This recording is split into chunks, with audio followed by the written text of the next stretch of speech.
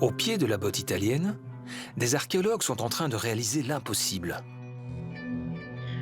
Dans la région du Basilicate, à Héraclée, ils reconstituent un vestige si ténu qu'on le croyait perdu à jamais.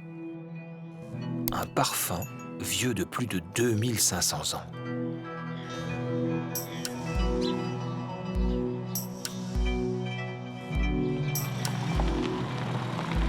L'enquête qui se déroule ici est particulièrement originale.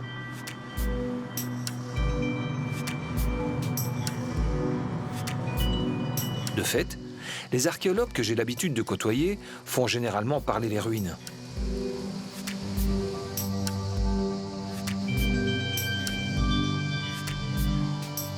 Comme ici, à Métaponte, où ils ont mis au jour ce temple grec, dédié à Héra, l'épouse de Zeus. Mais à quelques kilomètres de cet imposant édifice, à Héraclée, je m'apprête à découvrir une toute autre archéologie. Notre discipline s'est enrichie depuis plusieurs années de l'apport de techniques de pointe qui permettent d'aborder des aspects de la vie des hommes du passé jusqu'alors totalement inconnus. Ainsi, un archéologue et un chimiste se sont lancés un défi, traquer ce qui, par essence, est volatile et éphémère, le parfum. Et ils seraient en mesure de reconstituer ce que l'on appelle poétiquement le reflet des âmes.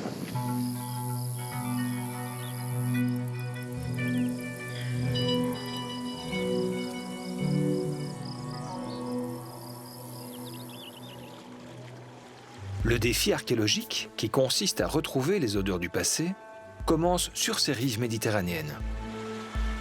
Le parfum, d'origine orientale, serait apparu dans la région au 8e siècle avant notre ère par l'intermédiaire des Grecs. À l'époque, ils dominent ces territoires et fondent des cités jusqu'en Italie du Sud, une région appelée Grande Grèce. Ils y importent la culture du parfum, qui est pour eux une façon de se distinguer au sein de leur société. Les dieux sont en effet censés exhaler l'odeur la plus parfaite qui soit. Plus un individu dégage un parfum raffiné, plus il se rapproche de la perfection divine. Symbole de séduction, de sensualité, mais aussi d'hygiène et de bien-être, il imprègne chaque étape de la vie et est réputé garantir à celui qui le porte la beauté, la vitalité et le succès. Mais quelles étaient les essences auxquelles les Grecs étaient sensibles? Jusqu'à présent, il semblait inconcevable de ressusciter ces parfums oubliés. À Héraclée, une fouille vient de livrer des indices qui vont peut-être permettre aux archéologues de répondre à cette question. Ce petit vase, appelé Ungentarium, vient d'être mis au jour. Il est tout petit, hein? Oui, il est tout petit, c'est vraiment un miniature, un Ungentarium miniature. Celui-ci, moi, je pense qu'il a 2-3 centilitres et encore. Oui, donc, ça, hein. Ce qui veut vraiment dire que le contenu... parfumé. Oui, le contenu est sans doute précieux. L'archéologue Dominique Frère est spécialiste du parfum au CNRS. Il étudie le contenu de ces vases. Une expertise rare dans laquelle les Français s'illustrent. Archéologue du parfum, ça paraît une spécialité fort pointue. Vous êtes nombreux de par le monde? Non, en fait, on est très peu nombreux. Il y a des personnes qui sont spécialistes des textes, des personnes qui sont spécialistes de l'iconographie, mais s'intéresser au contenu du vase, et là, c'est quelque chose en effet qui est très rare. Nous ne sommes que très peu nombreux, en tout cas en Europe, à travailler donc, sur cette thématique.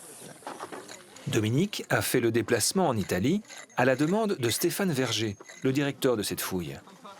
Il a mis au jour un édifice essentiel au culte du corps développé par les Grecs. Un gymnase. Dans ce gymnase, il a découvert l'Ungentarium. Alors celui-là, il vient de sortir de terre, mais sur base de ton expérience, comme ça, qu'est-ce qu'il t'inspire? Alors, celui-ci, bon, tu vois, c'est vraiment le type même de petit vase à parfum, donc avec, si tu veux voir, donc avec une contenance de 2 à 3 centilitres. C'est vraiment un type de petit vase qui tient très bien en main. Que ce soit la main d'un enfant, que ce soit une main féminine, une main masculine, ce type d'objet pouvait de plus être maintenu. Il pouvait avoir une œil lanière ici, et il pouvait être suspendu au poignet. Et donc, ce qui fait qu'on pouvait aller, par exemple, au gymnase. Et donc, on a des représentations illustration qui montre bien qu'il le vide intégralement donc, dans le creux de la main. C'est pas un parfum liquide, hein, c'est une huile parfumée. Donc, ce qui veut dire que ça va mettre quelques secondes, c'est très épais. Si Dominique sait déjà que les parfums grecs avaient la consistance d'une huile, c'est grâce au texte, mais aussi à l'iconographie. Au musée du site, où est conservé tout le matériel issu de la cité d'Héraclée, une céramique en particulier a attiré l'attention de l'expert. Son décor associe sport et huile parfumée. Il montre un athlète, haltère en main. Il est nu, comme le veut l'usage à l'époque. Avant l'entraînement, il s'enduit le corps d'huile parfumée avec cette éponge, dessinée ici à droite de son visage. Le but est de mettre en valeur son corps et de masquer l'odeur de l'effort. Le trait qui dépasse de l'éponge représente un strigile. Il s'agit de cet objet retrouvé sur la fouille. Un racloir utilisé pour ôter l'huile de son corps après l'exercice physique. Les fouilles d'Héraclée sont particulièrement intéressantes pour Dominique. Car les archéologues ont aussi retrouvé ces vases à parfum dans des tombes. Cette offrande parfumée devait assurer aux défunts une existence bienheureuse après la mort. Dominique s'est donc lancé un double défi. Restituer le parfum contenu dans ce vase funéraire, mais aussi celui de l'Ungentarium, découvert dans le gymnase. Mais a priori, bien sûr, quand tu les découvres, ils sont vides. Qu'est-ce qui t'a donné l'idée qu'il restait quelque chose à l'intérieur qu'on pouvait étudier? Mais justement parce qu'ils sont vides, donc c'est évidemment vraiment frustrant. Mais à un moment donné, le sujet d'étude doit devenir le parfum lui-même. Ça va de soi. Et donc c'est là que je me suis adressé à des collègues chimistes et qui m'ont affirmé qu'il était possible de retrouver les traces chimiques donc de cette huile parfumée. Certains éléments qui ont encore été conservés à l'intérieur du vase et qui surtout qui ont été captés par la paroi céramique du vase, parce que ça, c'est aussi le grand intérêt de la céramique, c'est qu'elle va capter une partie du contenu. Donc, si je te suis bien, ces petites bouteilles se sont en quelque sorte imprégnées du parfum qu'elles contenaient, et c'est ça que vous allez rechercher et tenter d'analyser. Exactement, c'est pas en quelque sorte, elles se sont imprégnées donc, de ce parfum. Alors évidemment, ce ne sont plus rien, hein, sauf que ce sont les chimistes qui peuvent retrouver certains composants organiques de ces parfums antiques. Toujours présents dans ces petites bouteilles après plus de 2000 ans. Toujours présents. Pour l'instant, à chaque fois qu'on a fait, on a fait quand même plusieurs centaines d'analyses, à chaque fois on a eu les résultats. Pour préserver ces vestiges rares et fragiles, le prélèvement s'effectue sur place. Voilà pourquoi Nicolas Garnier, qui est chimiste, a lui aussi fait le déplacement en Italie. Donc on va littéralement déloger de la paroi poreuse ce qui peut s'y être... Oui, parce que les résidus organiques, ils sont amorphes, donc c'est souvent ici des liquides. Il n'y en a aucune trace solide au fond. Ils vont être imprégnés dans les parois, ce qui fait que pour les récupérer, il faut vraiment prélever la paroi et la réduire un peu en poudre. Voilà. Cette poudre de céramique imbibée de parfum contiendrait donc des indices clés pour l'enquête, des marqueurs chimiques, c'est-à-dire des molécules de chacun des ingrédients qui composaient le parfum. Nicolas va tenter de récupérer ces molécules invisibles dans l'Ungentarium, puis ensuite dans le vase funéraire. Quand on pense au temps qui s'est écoulé depuis le moment où ces vases étaient remplis, comment expliquer que ces marqueurs chimiques soient toujours là et qu'on puisse encore les identifier? Ça fait des milliers d'années. Alors, certains ont disparu. Quand il pleut sur le site, il y a une grosse partie des molécules qui sont emportées. Par contre, il y en a d'autres qui résistent, les molécules hydrophobes. Donc, on verra des traces d'huile, de graisse, de cire, de résine. Toutes ces molécules-là sont conservées au moins en partie. Les molécules qui composent le parfum sont plus ou moins volatiles. Les parfumeurs les ont classées selon une pyramide olfactive. En haut, les notes de tête, celles que le nez perçoit en premier. Mais elles sont généralement éphémères et trop légères pour que la chimie puisse les retrouver dans un parfum qui a plus de 2000 ans. En revanche, ce sera plus facile avec les notes de cœur, celles qui confèrent son identité à la fragrance. Fruitée, fleurie ou épicée. Encore moins volatiles, les notes de fond, des molécules lourdes qui servent de base au parfum. Ce sont elles qui peuvent rester plusieurs jours sur nos vêtements, par exemple. Nicolas cherchera donc les notes de cœur et les notes de fond des parfums contenus dans les différents vases qu'il a prélevés. Donc maintenant, on le conditionne en papier aluminium pour ne pas le polluer plus qu'il ne l'est. Et ensuite, on le traite au laboratoire. On a une sorte de petite capsule temporelle comme ça, Oui. qui sent bon, ou qui sentait bon. Oui.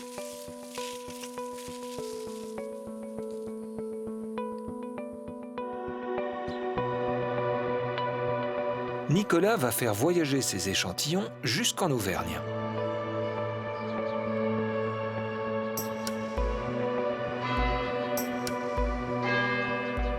Car c'est ici, dans ce décor médiéval, qu'il a installé un laboratoire de pointe il y a plusieurs années.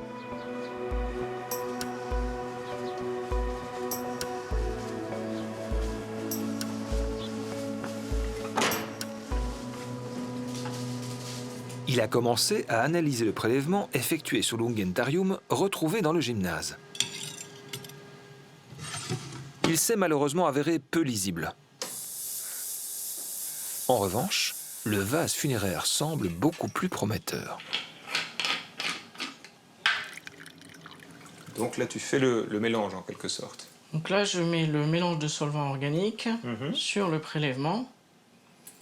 Et ensuite, c'est ce solvant qui va extraire les marqueurs qui sont piégés dans la céramique. Et ensuite, on met le solvant Dans organique quelques pour heures, l'extraction. nous pourrons retrouver des fragrances du passé.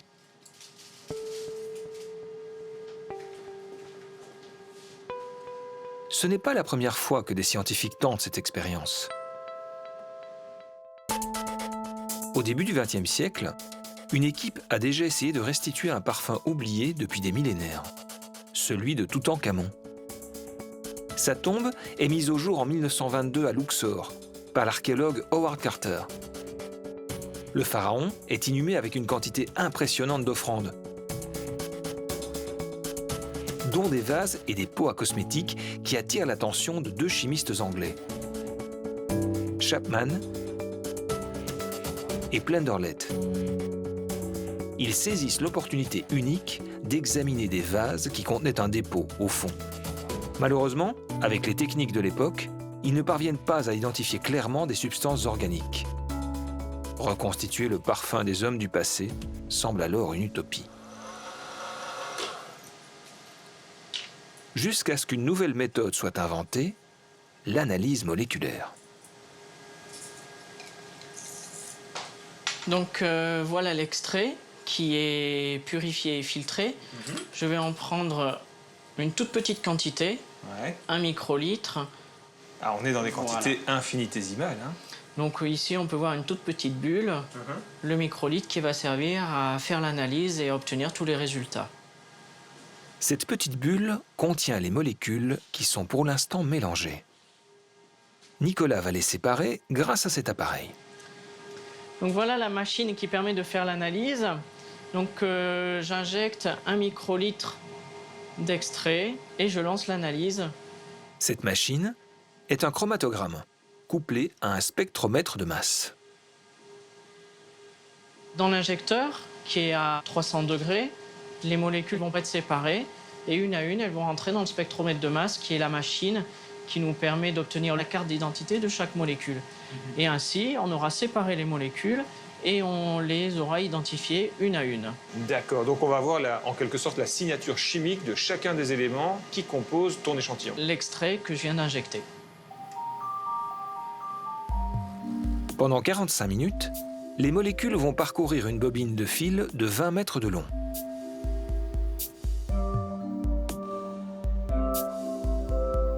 À l'issue de ce long parcours, elles vont se séparer en fonction de leurs caractéristiques, leur masse, leur poids, leur structure. Une à une, elles sont identifiées par le spectromètre qui possède un catalogue de molécules. Chaque pic correspond à un composé chimique répertorié par la machine. Quand on regarde les petits pics en détail, on voit des choses très intéressantes qui correspondent au contenu du vase. Et notamment ici, un petit pic à la fin du cholestérol qui nous indique qu'il y a une graisse animale, probablement du porc. Et ici, dans les autres pics, on sait que l'on a du raisin noir fermenté, c'est-à-dire du vin rouge. Et puis, le pic qui va nous intéresser, c'est celui-ci, donc dans les composés volatiles, c'est du camphre.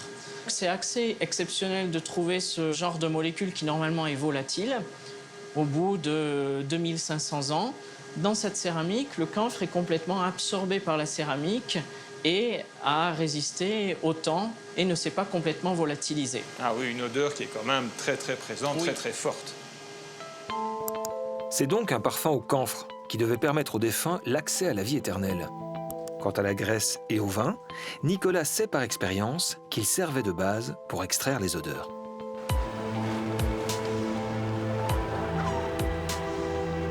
Nicolas a envoyé ses résultats en Bretagne, où l'archéologue Dominique Frère travaille la majeure partie de son temps. Il les attendait avec impatience. À l'aide de ces nouvelles données, il va pouvoir relever le défi qu'il s'est lancé, reconstituer un parfum disparu depuis plusieurs millénaires. Grâce à l'archéologie expérimentale, dans quelques heures, nous pourrons sentir ces fragrances oubliées.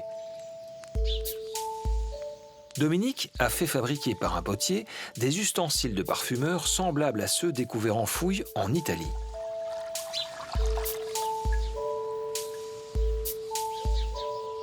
Il utilise une base graisseuse et alcoolée, comme indiqué par les analyses de Nicolas.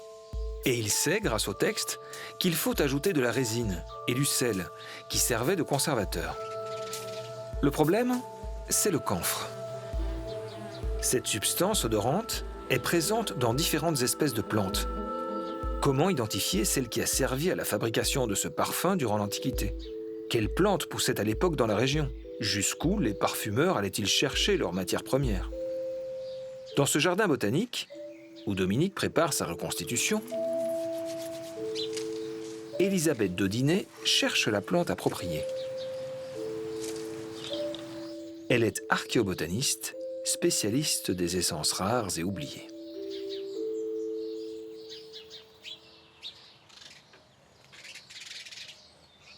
C'est un endroit splendide, hein, et puis très utile pour toi. Oui, complètement. On y retrouve à peu près toutes les plantes à parfum qui sont susceptibles d'avoir été employées dans l'Antiquité en Méditerranée. Donc, c'est un laboratoire en grandeur nature. Et justement, en parlant de laboratoire, Nicolas a identifié un composé de camphre. À quelle plante est-ce que cela pourrait correspondre? Alors, beaucoup, malheureusement. Il y en a au moins 130. Et ça, c'est celle que la littérature a identifiée. Et là-dedans, il va falloir faire des tris. Dans ces 130 plantes, il y en a toute une série qui sont totalement exotiques à notre zone. On est sur la zone 1 de Java, Sumatra, la Chine. Celles-là, avec l'archéologue, compte tenu de la période, on les élimine, on les considère pas comme des candidats. Et pourquoi il n'y avait pas d'échange à cette lointaine époque? Il y avait des échanges, mais plutôt à l'intérieur de la Méditerranée, voire avec la Méditerranée orientale, des échanges aussi lointains, pas tellement. On n'a pas de traces matérielles, de traces écrites qui nous indiquent qu'il y avait des échanges dans cette période-là, aussi loin que la Chine ou que Java et Sumatra. Elisabeth s'est donc concentrée sur les plantes qui contiennent du camphre, mais qui poussaient en Méditerranée. Bon, alors on a cette tanésie. Et quand tu la sens, on a bien ce parfum de camphre. En second parfum, tu as une note camphrée. Alors, on n'a pas que la tanésie. On a aussi le thym, certains thym, des romarins, et on a de la sauge. Sauge, romarin, thym. Laquelle choisir? Elisabeth va finalement opter pour la sauge. Celle-là, elle a une histoire avec le parfum. On a une indication en Crète par les textes qu'il y avait un parfum à la sauge. De la sauge, du romarin, du thym, on a plus l'impression de se retrouver dans une cuisine que chez un apothicaire fabriquant du parfum. C'est des odeurs différentes de celles auxquelles nous on est habitués. Oui, complètement. Bon. Aujourd'hui, on les considère comme des aromatiques banales qu'on va utiliser dans la cuisine sans y penser. En fait, ça a été des grandes plantes à parfum. C'est tout le parfum de la garrigue. Dans ces périodes-là, c'est pas des compositions florales très complexes, très légères, très aériennes. On ne maîtrise pas complètement des procédés de distillation de fleurs. Donc on va être sur des odeurs très pugnaces. Le pin, le cyprès, le genévrier. On sait qu'on a des huiles parfumées qui ne sont faites qu'avec du genévrier. T'imagines la personne qui sent le genévrier. Et c'était très recherché.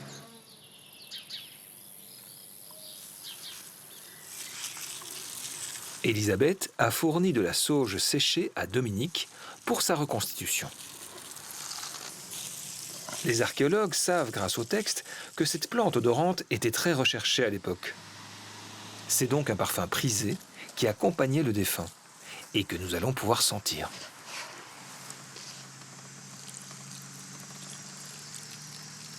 Voilà. Donc on va mettre progressivement donc, les substances aromatiques et on va faire un premier bain. On va attendre un quart d'heure, 20 minutes, que l'huile, évidemment, qui est la substance grasse astringente du parfum, donc capte véritablement toutes les essences aromatiques. Mais alors comment fait-on au niveau des quantités, des proportions? Ce qui manque évidemment, c'est le geste. C'est l'expérience des parfumeurs qui est perdue depuis des siècles. On n'a pas de recette précise, donc c'est à nous de les retrouver par les expérimentations. Par exemple, on verra que si on fait trop de bains de sauge, l'odeur va se corrompre. Et donc, il n'y aura plus du tout de qualité olfactive à cette huile parfumée. Le critère ultime étant finalement aussi le nez. Ah bah c'est simple, oui, c'est le nez. Et le temps de conservation, puisque à partir du moment où on fabrique un parfum, une huile parfumée, il faut que celui-ci se conserve longtemps. Si vous mettez une branche de thym dans de l'huile, si vous allez avoir une huile aromatisée au thym, mais une semaine plus tard, votre huile, vous l'achetez, parce qu'elle va se corrompre. Tandis que là, notre huile parfumée pourra se garder au moins un an. Aujourd'hui, il recourt à une méthode appelée enfleurage. L'arôme de la plante est extrait dans le vin et la graisse, qu'il faut ensuite filtrer jusqu'à ce que tous les résidus végétaux disparaissent. Là, on y va par petites quantités. Là, c'est un moment qui est assez long pour filtrer toute l'huile. C'est un travail qui est méticuleux, c'est un travail qui est long. C'est pour ça qu'à l'échelle d'un atelier de parfumeur, donc tu imagines, il y a donc évidemment tout un personnel nombreux qui travaille, un très grand nombre de foyers. Et les opérations, en fait, qui peuvent durer 2, 3, parfois 4 jours, selon le type d'huile parfumée qu'ils voulaient réaliser. Je suis impatient de sentir ça. Vas-y. Top, top, top. Voilà. C'est l'heure du verdict.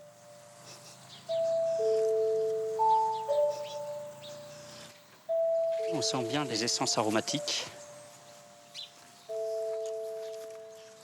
Ah, mais c'est une odeur suave en fait. Hein. Moi, je m'attendais à quelque chose de très agressif. Oui, c'est une odeur délicate et suave, oui. Ah, pas mal, pas mal. C'est un parfum en fait assez discret. Oui. Parmi nous, celle qui a le nez le plus sensible, c'est certainement Elisabeth. Donc on sent que c'est des feuilles, parce qu'il y a un côté vert encore qui reste, qui est très vert.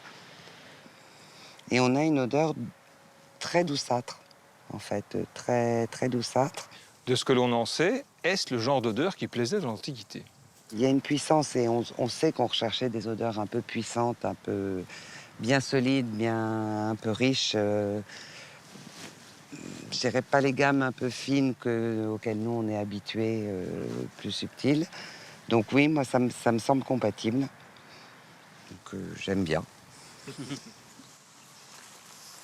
Après, il faudrait s'enduire les cheveux de cette huile parfumée.